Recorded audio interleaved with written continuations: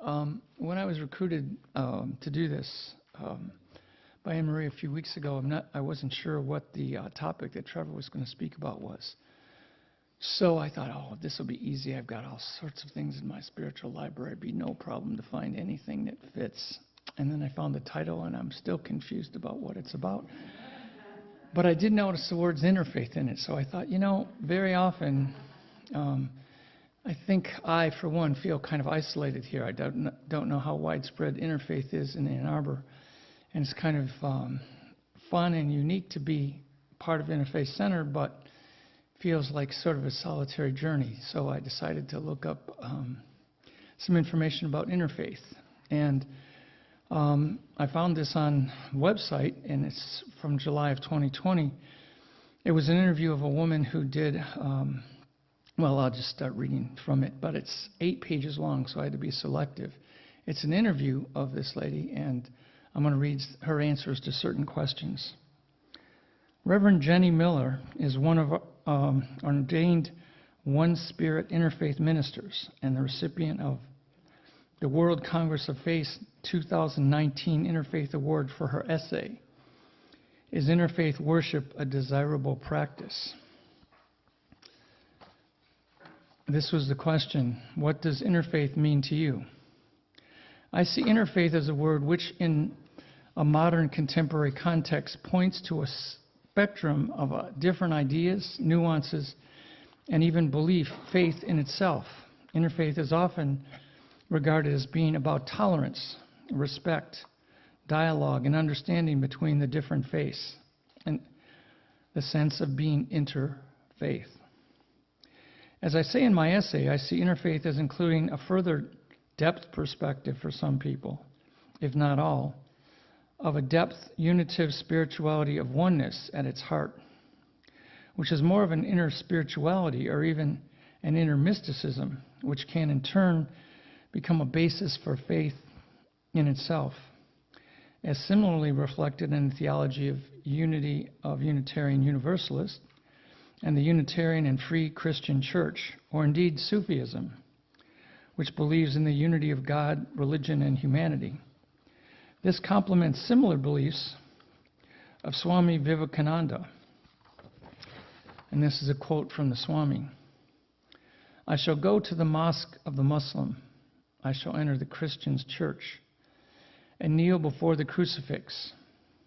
I shall enter the Buddhist temple and take refuge in the Buddha. I shall go into the forest and sit down in meditation with the Hindu. In addition, I shall keep my heart open for all that may come in the future. Is God's book finished, or is Revelation still going on?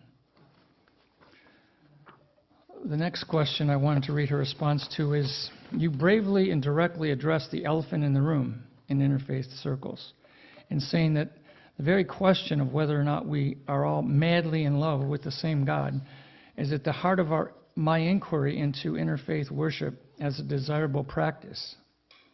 Can you expand on this? Good question.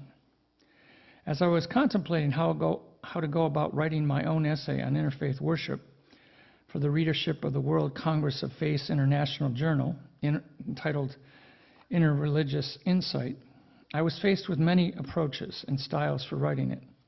I decided to address the elephant in the room about whether we are all madly in love with the same God, precisely because this tender nub of faith, as I put it, is often avoided and bypassed, perhaps for fear of causing any offense, but also because this very question is at the very heart of the changing contours of interfaith understanding that range from more traditional interfaith dialogue for increased tolerance and understanding, as well as more pluralistic, universalistic levels of understanding of interfaith, such as with the One Spirit Interfaith Foundation.